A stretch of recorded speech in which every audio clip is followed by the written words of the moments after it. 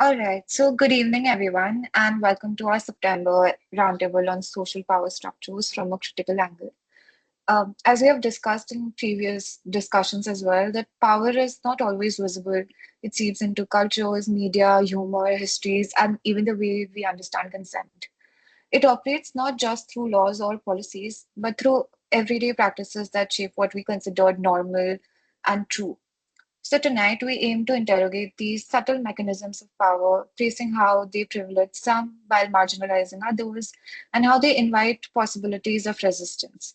So this discussion will move across culture, laughter, storytelling, and consent, as well as resistance and economics, allowing us to see how hegemony works not as a singular force, but as a web of relations that sustain inequality.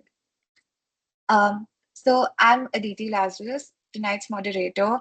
I'm a third year student from JSI studying BA DFP. Yeah. Apurva, would you like to introduce yourself? Hello, I'm Apurva. I'm a second year BBA LLB student. Okay. Purvanshi, why don't you go next? Hi everyone, I'm Purvanshi. I'm a second year global affairs student.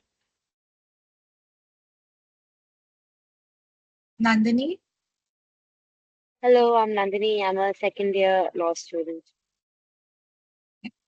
and Chandril and Hansen, you can introduce yourselves as I'm Chandril. I'm a second year law student. I'm doing BBA LLB. Hi, I am Hansen and I am third year BA Criminology student. well. All right, great. So, Apurva, let me start with you. In what ways do media and culture shape, sustain, or challenge social power structures, and how does this process contribute to the making of social hegemony in everyday life? Thank you. When we usually talk about media and culture, or even when we just think about it, we usually see them as neutral, or we aspire for them to be neutral, or we look at them as entertainment, or just like pieces of information. But when in reality, they're central to how power structures are created and sustained. So Antonio Gramsci is a great like Marxist scholar, and he called this the cultural hegemony. So this is where the ruling groups secure consent not by force, but making it seem like the worldview that they want to project is common sense, and that's how it should be in everyday lives, right?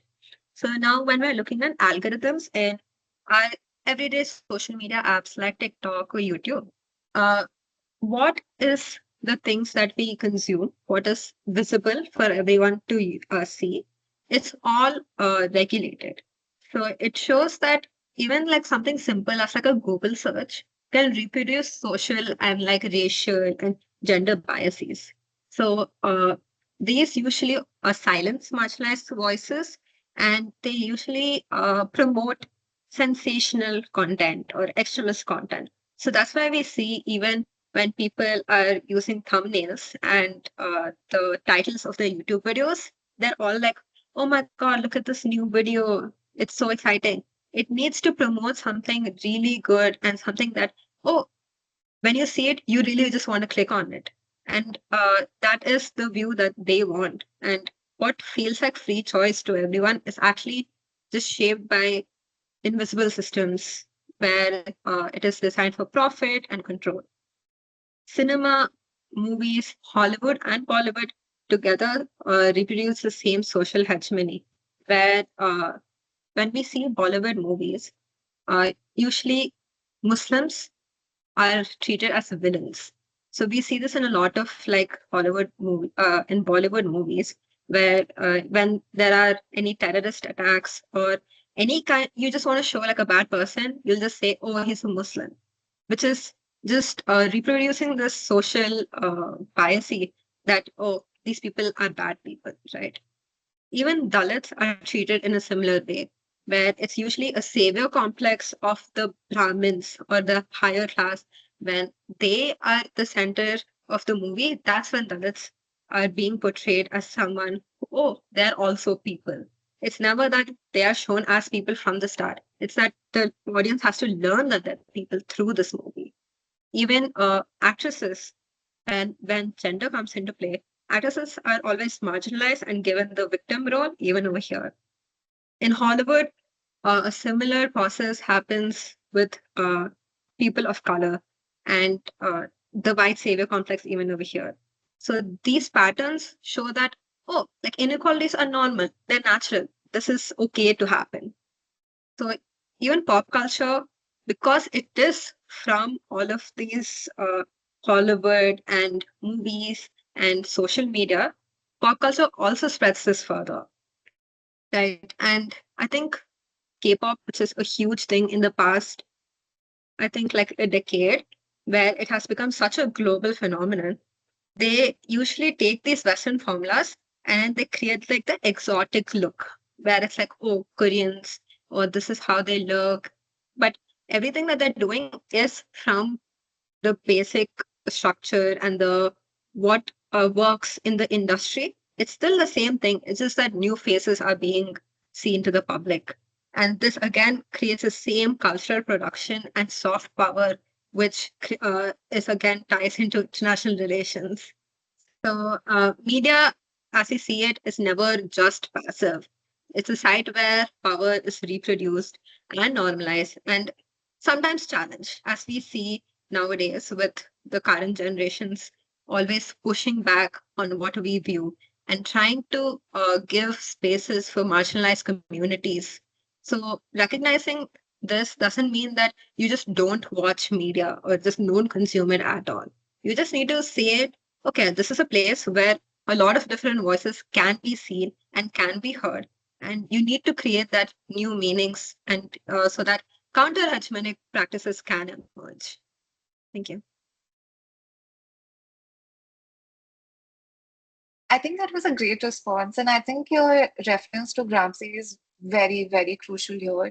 So I think, as you noted, culture doesn't simply mirror society; it performs the work of hegemony, training us to accept that certain hierarchies are natural within the society. And Bollywood is a clear example. I think its recurring portrayal of the ideal family typically revolves around upper caste, middle class Hindu households, sidelining Dalit and minority lives. Even in a film like Lagan, which positions itself as an anti-colonial narrative of unity against the British, I think internal hierarchies persist. So the Dalit character is literally named Kachra, like garbage, and his inclusion is portrayed as extraordinary rather than equal. So while the film resists one hegemonic order, it quietly reproduces another. So in Gramscian terms, that is the paradox of cultural production. It destabilizes some forms of power even as it normalizes others. Moving on to Hansen, what does the way societies laugh at or trivialize certain groups reveal about deeper patterns of stigma, exclusion, and the everyday reproduction of social power? Yeah. So we often think of laughter like as something lighthearted and as a harmless fun. But like if we look closely, like jokes are never just jokes. Like they often serves as a mirrors of the society as a whole that produces them. And the groups we find funny like tend to be the same groups that already carry social stigma, like whether defined by caste, class, gender, sexuality, disability, and or ethnicity. So when audiences like laugh at stereotypes, say like at women drivers, like men who express emotion, or people with certain accents. So what they're actually doing is reinforcing an existing hierarchy, and humor becomes a subtle form of social policing. So it sends the message of like who has the privilege to laugh and who must remain the butt of the joke. So the danger lies in like how easily these moments have been dismissed, and once a prejudice like is framed as comedy, it feels harmless. And if someone protests, they are like told to like lighten up or that they can't take a joke. And in this way, like humor reproduces the inequality in everyday life while like masking it as a like like a something of funny kind of thing or entertainment. But like jokes don't only reinforce power, like they also regulates insecurities also. So like consider humor directed at immigrants, like for stealing jobs and all, or jokes that trivialize feminism. So these reflect the underlying fears among the dominant groups, and laughter here like works as a very defensive mechanism to ridicule and dismiss social change before it can seriously challenge the privilege. And at the same time, humor has a dual role. It is not always a tool of exclusion. It can also be uh, reclaimed as a tool of resistance also. So the margin groups like Dalit stand-up comedians in India, queer performers, disabled comics, they often flip the script by like making jokes about their lived realities and about the hypocrisy of the powerful. They uh, they expose the structural inequalities in like ways that are both disarming and memorable. And in these moments, like laughter becomes liberating, like rather than oppressive. So like what this reveals is that humor is never neutral. It is like always embedded in social relations of power. Who laughs and who is laughed at and under what conditions. These dynamics tell us about the moral and the political structure of a society. So, laughter can normalize inequality, but it can also change it. And if you want to understand the deeper patterns of stigma and exclusion in society, we should also pay attention not only to laws, policies, or institutions, but we also need to find like also to like what people find funny. And because in those moments of laughter we can trace the quiet, the everyday reproduction of social power, and sometimes the seeds of resistance against it as well. So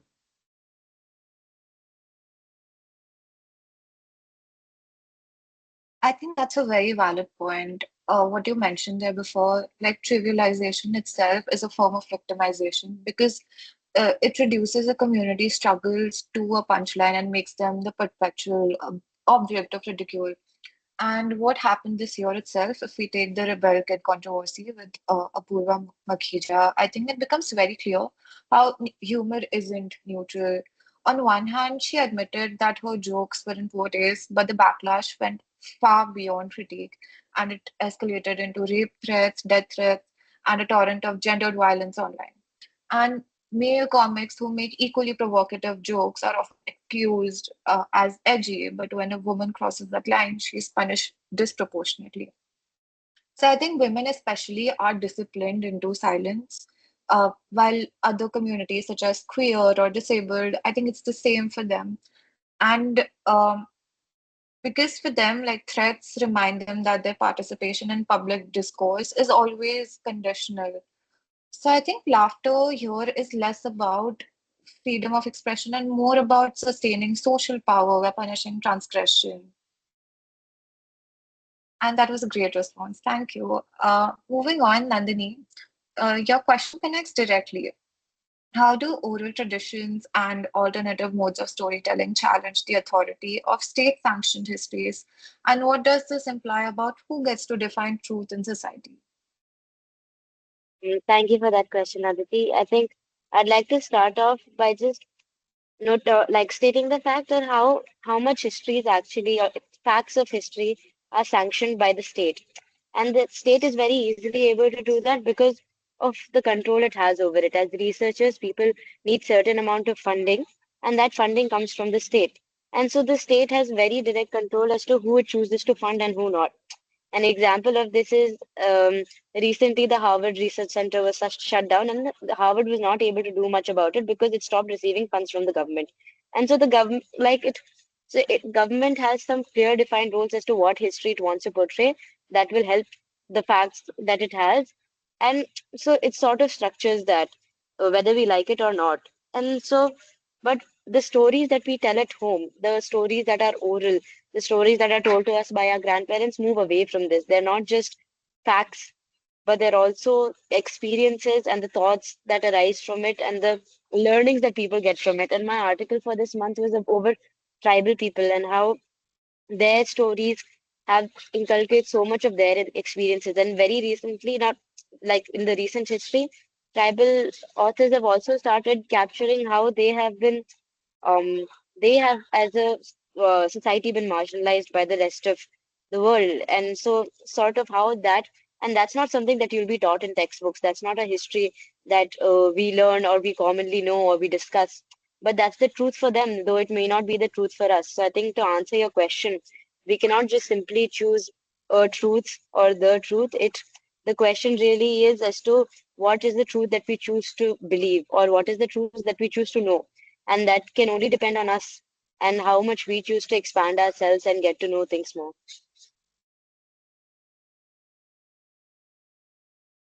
Thank you, Nandini. I think you're extremely right. I think stories are not neutral and they claim, even though they claim to be true. And and this becomes even clearer when we consider how state funds and shape social structures like education, journalism, and cinema through textbooks, school curriculum, and subsidized media, and official narratives that often give legitimacy and validation to what they actually want. I think the same applies to cinema when it comes to public funding, censorship, state awards. I think all of that plays a role in deciding which stories count as serious history and which are treated as mere entertainment.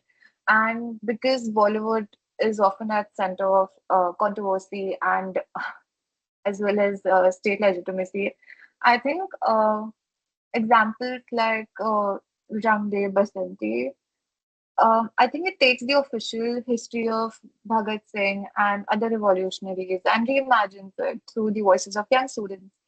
Um, in doing so, it challenges state sanctioned nationalist history by insisting that truth is also lived, felt, and reinterpreted by ordinary citizens.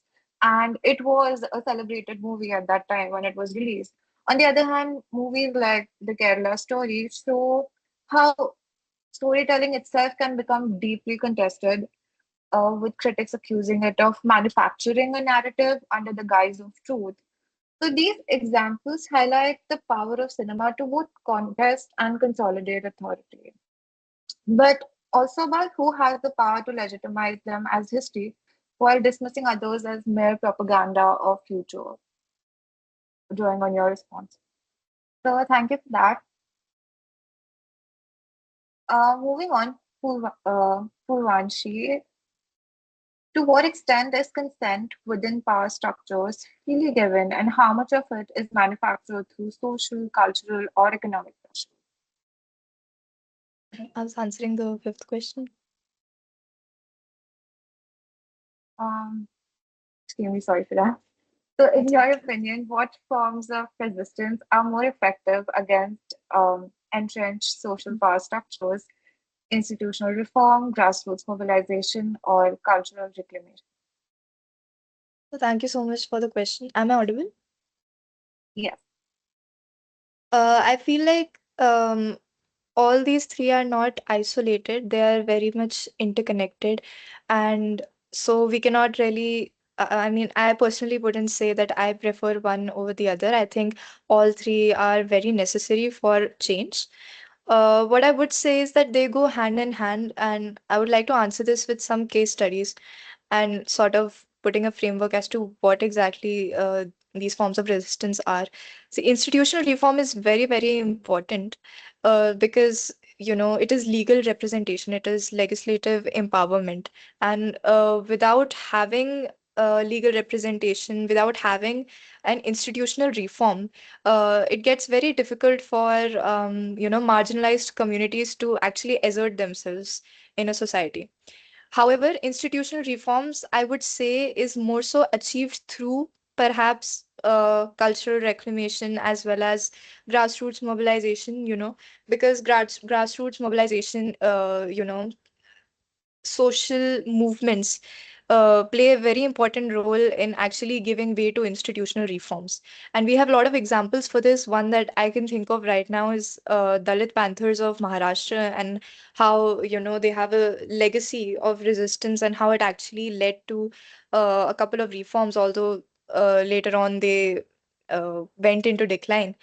Grassroots mobilization, it helps in social awareness. It helps to evoke a sort of class consciousness, and so it's a very important form of resistance.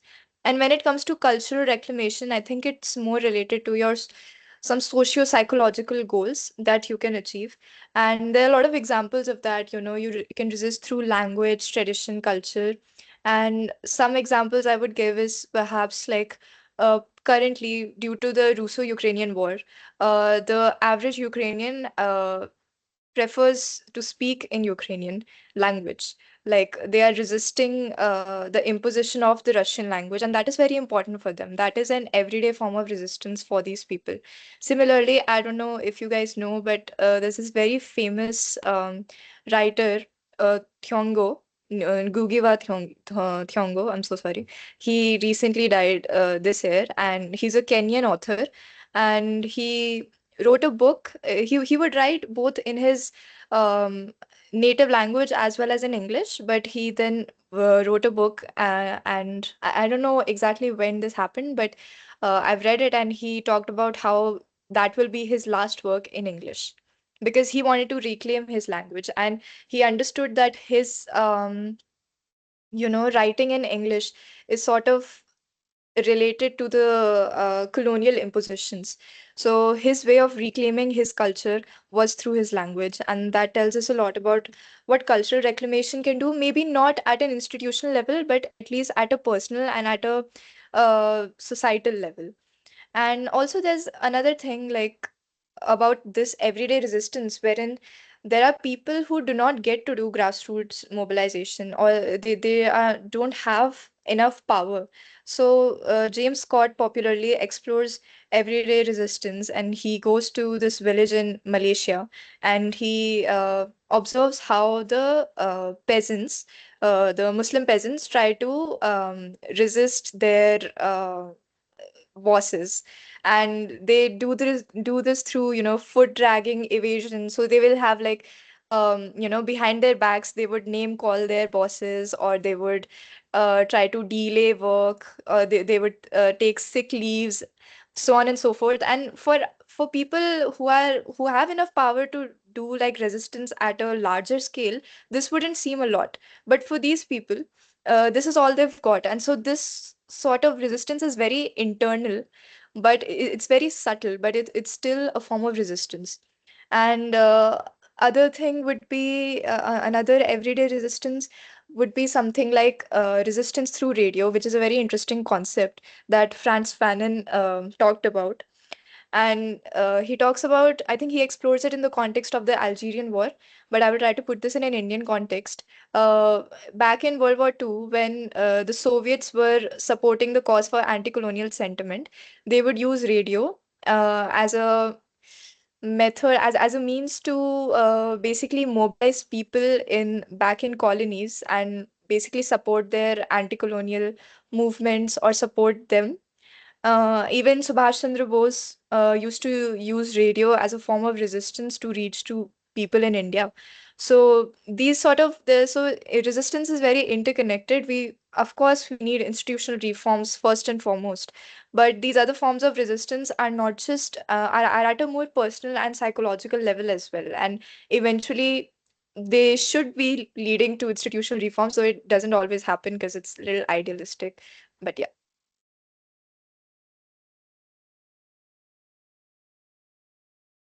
Thank you for that, Purvaji. I think that's very insightful. And I believe that each form of resistance, whether grassroots mobilization, institutional reform, or even cultural reclamation, has its own strengths and limits.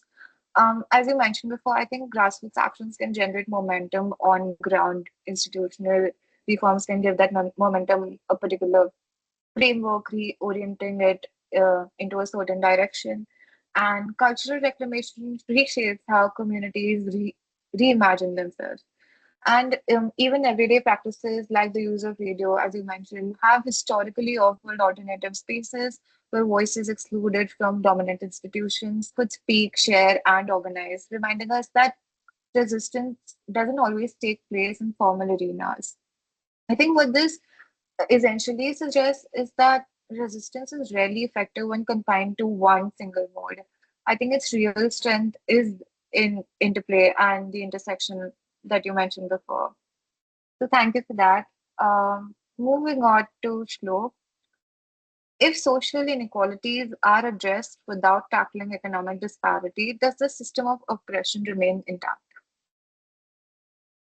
Yeah, so to answer that, I'd like to say first off that this question directly relates to the topic I'm writing on right now. It's about essentially why do communists hate woke culture? Now, if I were to say that do people who believe in economic equality not believe in social equality, that would be untrue. It's just the priority of things. The belief essentially is that unless we deal fundamentally with economic inequalities, we will not be able to solve social inequalities. If we look at the rights of LGBTQ at the LGBTQ community and their rights, and we look at let's say a billionaire like Bill Gates, in 2012, Bill Gates and his wife provided nearly $500,000 worth of donations supporting the same sex marriage bill in America. Now, does that mean that billionaires are good for us or for promoting equality in general? Or does that simply mean that for billionaires or for people who are the economic elite, it is easier to support social equality schemes than economic equality schemes? Now, when we look at this, we have to understand that discussing social inequalities, there are a lot of things, especially if we're looking at a country like India. There's caste, there's also gender equality, and on top of that, of course, there is inequality in the sense of physicality. When discussing these things, it tends to divide people a lot. But if we look at the economic elite, there is no division in that sense. They're united in oppressing, to be clear. Unless the people are able to unite fundamentally and agree that economic inequality needs to be addressed before social inequalities are addressed, people will remain divided. And companies, we've seen. The reason I keep bringing up the LGBTQ community in particular is because currently it is one of the most polarizing aspects of politics in general. Uh, even before, uh, even before economic inequalities, people fundamentally disagree on the rights of the LGBTQ community. But in July every year, we see a bunch of multinational companies or Instagram accounts simply putting up a rainbow slogan or a rainbow profile picture for the 1 month. We've seen a lot of memes about that, and it is a topic of a lot of jokes. And as Hansen pointed out earlier, jokes are jokes, but are they always just jokes? They're based in something. They tend to normalize or even desensitize us to very real issues. So if these companies are finding it easy to speak about LGBTQ action, it's very easy to fake social support for social equality. It's easy to fake support for social equality, but it's not easy to fake support for economic equality, which is why you will never see a multinational company or a billionaire promoting schemes that aim for economic equality. It's easier to get PR attention and attention as in like good PR from the public at large if you support schemes that are pro social equality.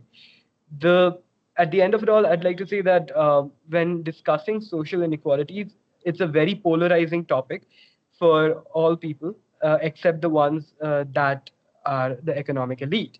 And in order to deal with social inequality fairly and properly, the people need to first be in a place where they're not economically dependent on other people in order for their demands and issues to be actually heard. Even governments are, we live in a time where governments are influenced by the economic elite.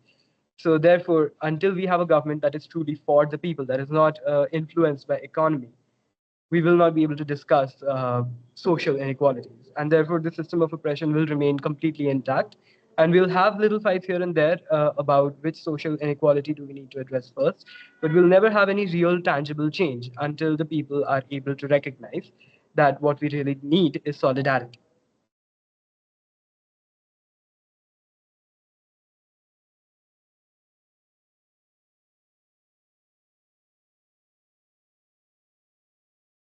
All right, thank you for that.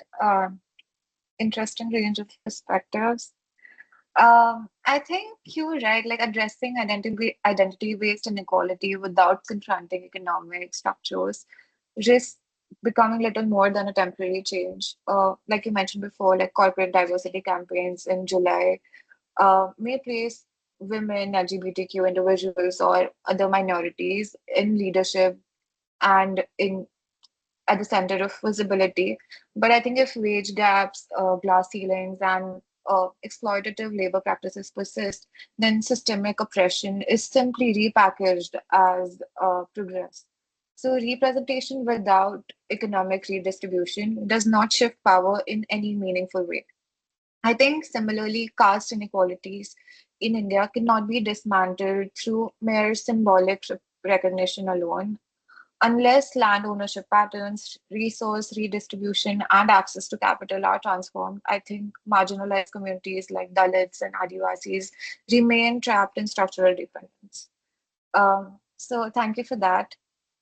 To conclude today's discussion, I think we should remember that power survives not just in institutions, but in culture, humor, memory, and everyday life, as all of you have iterated in your responses. And resistance too must be layered. As Purvanshi mentioned before, it should be embedded in grassroots, it should be institutional and cultural if it has to be transformative. So, our real task is to keep exposing what passes as common sense for what it really is hegemony in social power structures. I think it's really important to dive deep into that. So, thank you guys.